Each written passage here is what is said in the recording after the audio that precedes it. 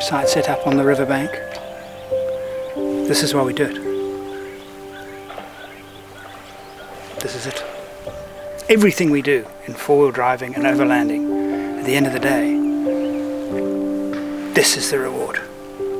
And it's worth every toll, every roadblock, every flat, every, you name it.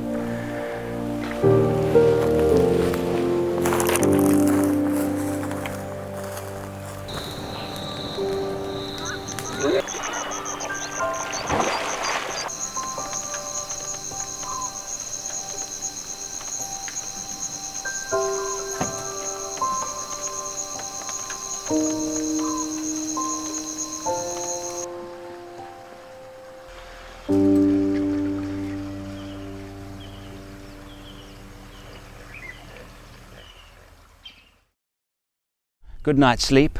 It poured with rain all night. It's early September, and September for the rains is very early. And as you can see, the ground around me, it poured, it really, the whole night. We were in tented accommodation.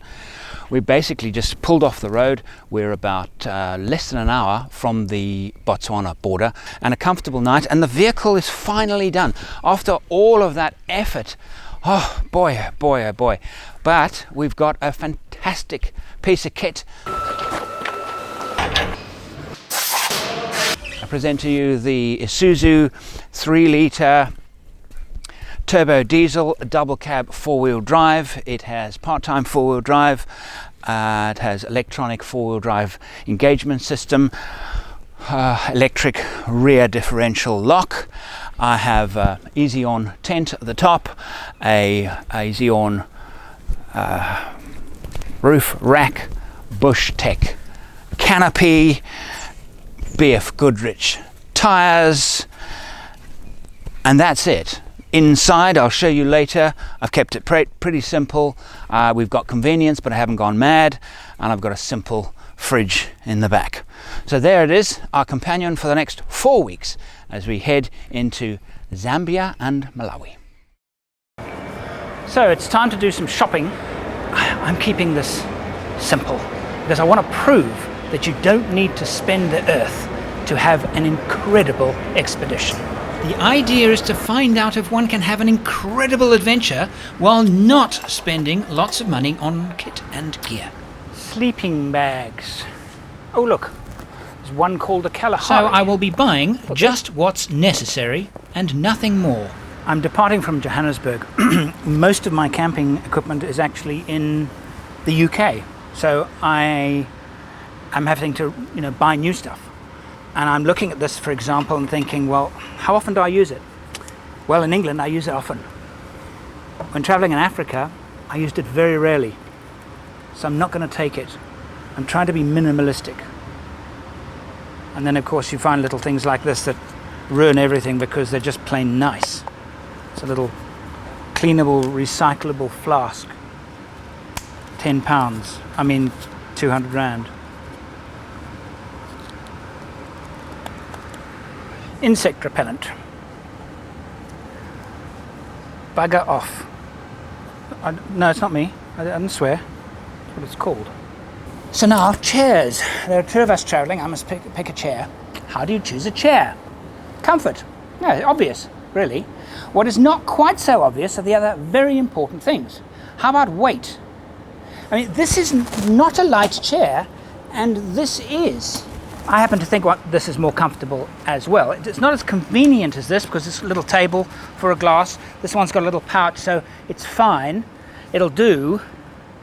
But imagine if I'm traveling with my whole family and my chairs are bulky and they're on the roof rack, so they're high up, so the CFG is high. And I've now got 5 heavy chairs, whereas I've got 5 light chairs. Weight is the enemy of any overland expedition. It costs fuel, it makes the vehicle more unstable if it is on the roof rack, it wears out components because every bit of weight makes the vehicle has got to work harder to carry it, will use more fuel to carry it, and the vehicle's range, even the range will be reduced. Weight is often neglected. and it's so important. So I'm going to take 2 of these. Sticking with the theme of staying light, plastic cutlery. It's very good quality plastic cutlery, really made for hikers. If you're ever thinking about what to take, if you you like this idea of being minimalistic and leaving behind the rubbish, the stuff that you don't need, and just taking what you will definitely need, speak to motorcyclists. They've been forced into every trip they do. They only take what they really need. Many of them have become real experts at it.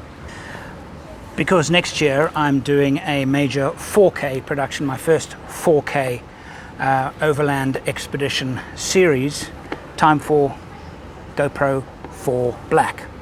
Oh, and they've got a special offer here with a clamp. My approach to gas has changed over the years. I used to carry big gas bottles. The trouble with a big gas bottle, you have now this heavy thing that is in the vehicle. It has to be, for safety reasons, strapped down. And then when it's empty, it's still this large, heavy object. And you have to now go and find somewhere to have it filled. I now use these. They may be less efficient cost-wise, but I mean, this trip I'm going on now, 3 is plenty, really. And of course, I will be taking my LED Lenser torches, still amongst my favorite pieces of camping kit. It's a few days before departure, and luckily for me, it's also time for South Africa's biggest 4x4 Overland Expo, the Getaway Show. It's an ideal time for me to greet my old friends at Trappers, Alucab and Tackler. Also time to get my very battered and well-worn Leatherman serviced. Mine is about 12, maybe 10 years old, can't remember, but it is definitely in need of a service. So I'm going to have it fixed. And they do it for free. The question is, how badly in need of a service is my Leatherman? Okay, we're going to service a tool for Andrew. We have to look after our customers. Checking the straight blade. See, the tip of the blade is broken. Still a little bit.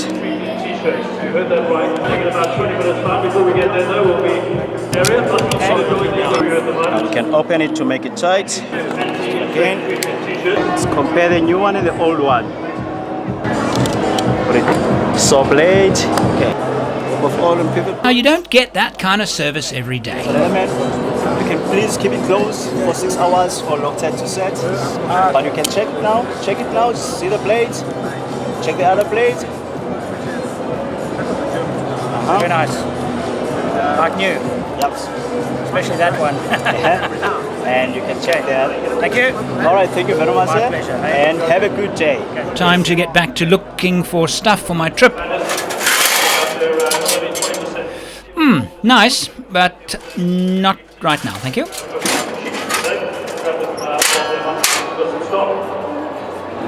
What do you do when you see a really amazing, I mean, this isn't your problem, this is just my problem.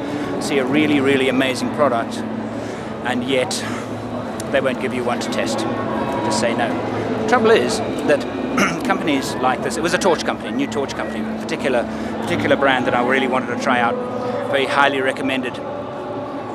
They get, similar companies get, 10 and 20 proposals a month saying, you know, give us some equipment and we'll send you the photographs. Give us a vehicle for 3 weeks and we'll go to Botswana and we'll send you the pictures.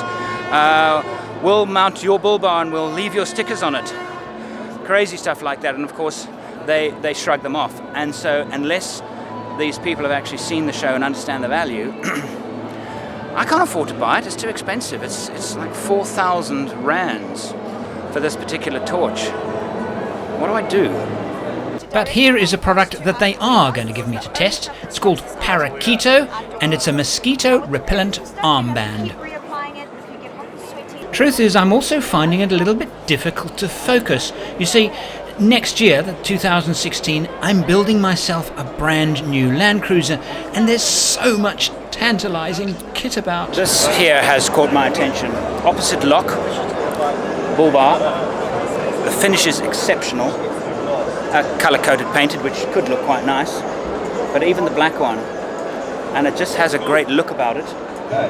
And I looked, it's airbag compatible. I can see all the bits and pieces and how it's mounted.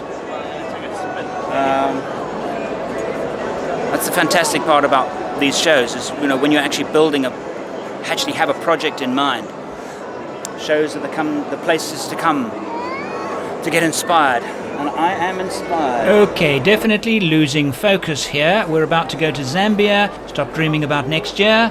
Let's concentrate on what's happening in 2 days' time.